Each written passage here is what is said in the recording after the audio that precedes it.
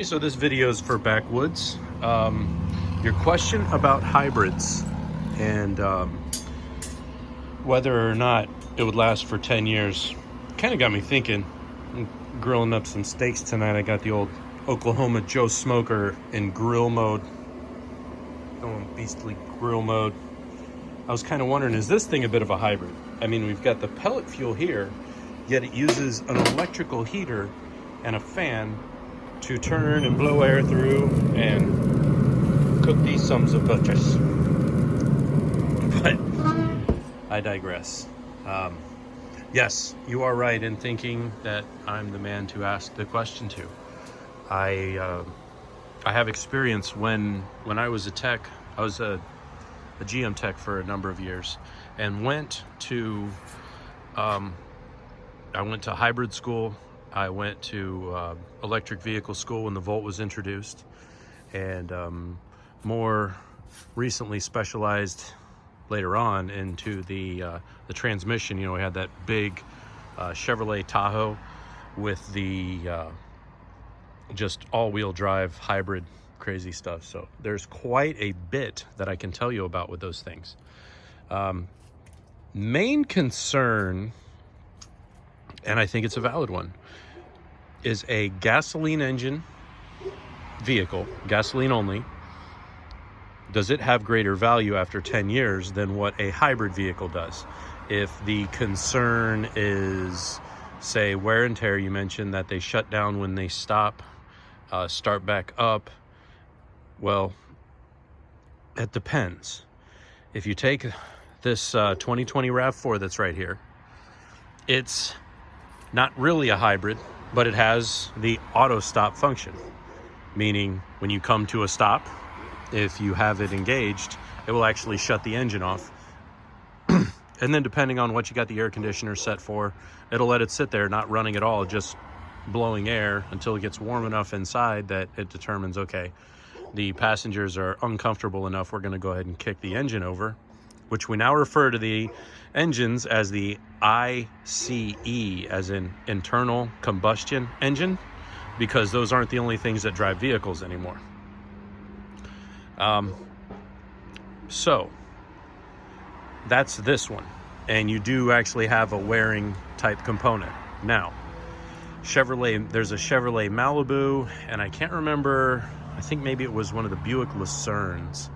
It had what they referred to as e-assist, and it had a belt-driven motor off the side of the accessory drive belt that had just this beastly belt, and it would use that drive motor to actually start the engine, shut the engine back off, reclaim power on braking, like it would actually use engine braking and recharge its battery through reclaimed engine braking, or it could turn the generator into a motor for acceleration.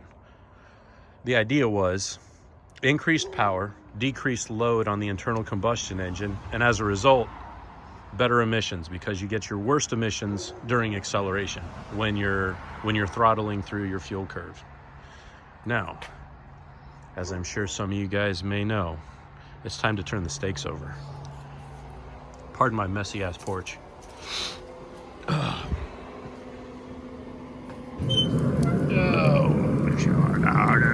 Bear with me here.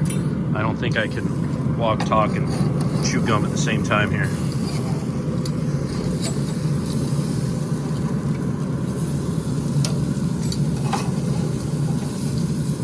I got the top griddle on there. It kind of makes flipping the meat a little dicey. Any old way. So that's your e-assist. E-assist is more of like it's a bit of a mode 2 hybrid. GM had a pickup truck that had what we called a mode 1 hybrid, and this was early. Golly, this was maybe 99 or 2000, and it wasn't an electric motor. It actually had a giant stator in the front pump area of the transmission that actually cranked the engine over, and it had a smaller battery pack. We're talking, these are like 36 volts. The e-assist is like 36 volts.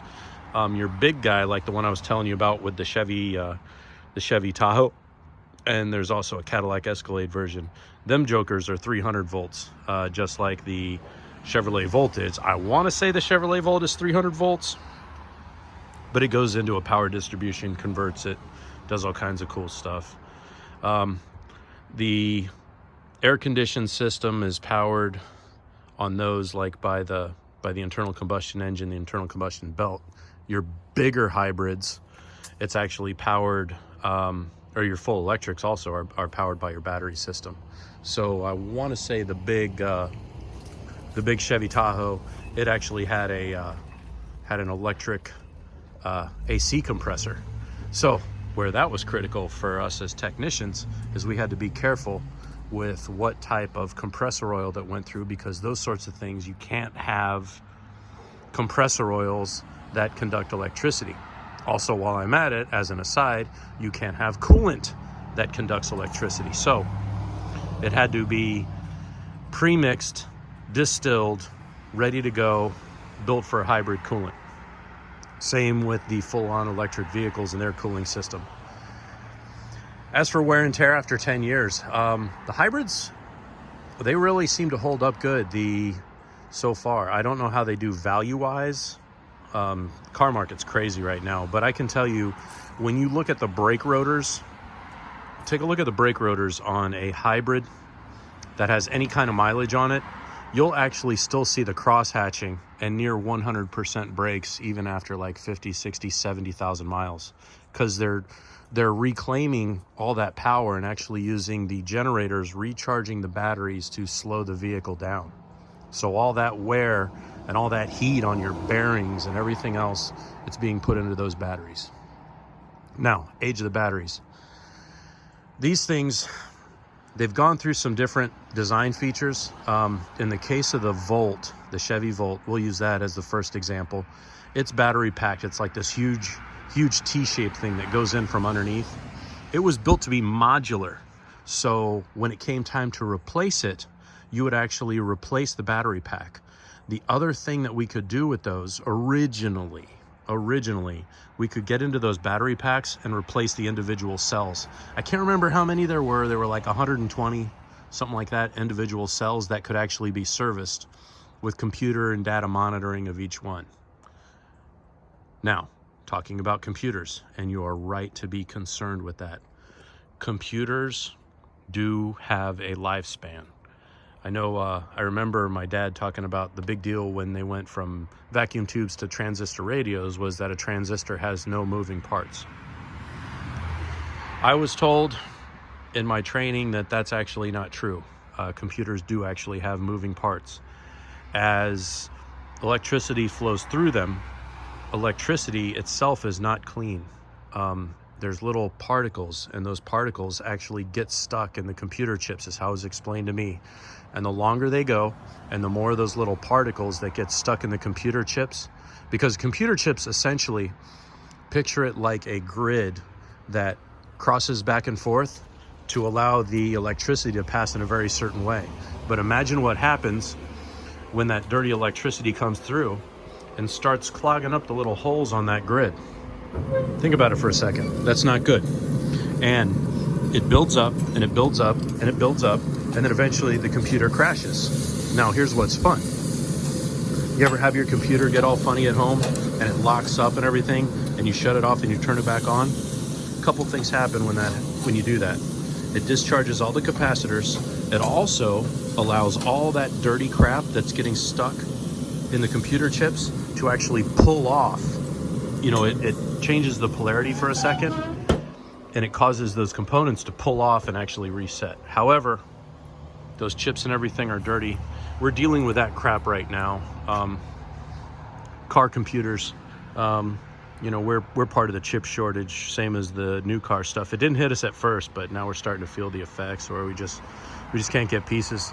We're sending off computers to be repaired, and that's a possibility. But I guess in answer to your original question, it's really irrelevant, because the hybrid stuff and the electric vehicle stuff is coming. I don't know if we can kick against the pricks on this one. It would take quite a bit to turn back the hands of the things that were set in motion a very long time ago. When I first went to 6.5 diesel school, when I was learning about they had just changed from the 6.2 to the 6.5 turbo diesel. This was like in 97 or 98. I went to that school. They were talking about the CAFE emission standard and how the GM 6.5 diesel was going to be the first 3/4 ton to actually meet the CAFE standard. And they talked about all the different things that were going to be required by a certain year.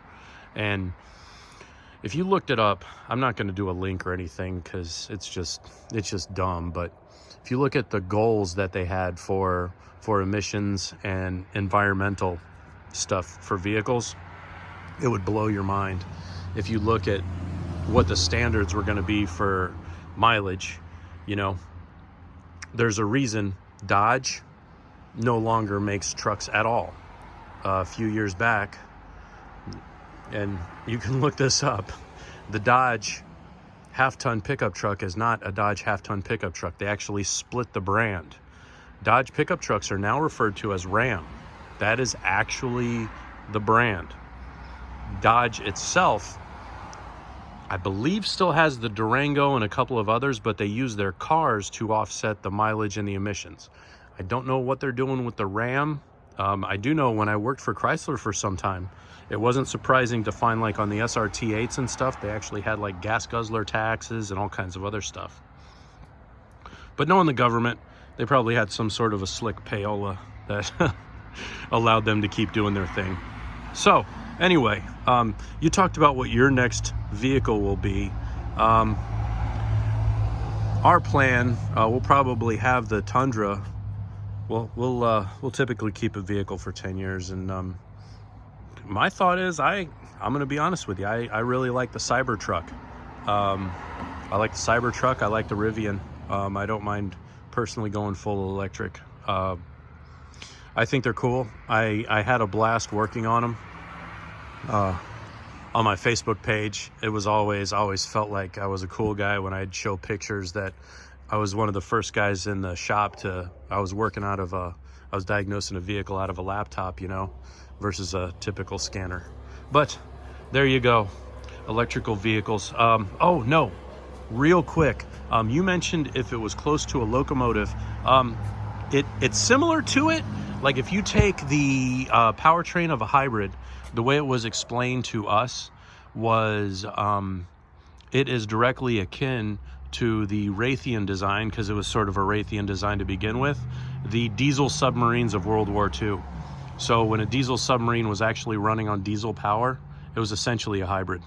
Advantage, you can put your internal combustion engine at either 1, maximum power output, or 2, maximum efficiency, but you're actually driving a generator, which in turn puts energy into a battery, which in turn puts energy down to a motor.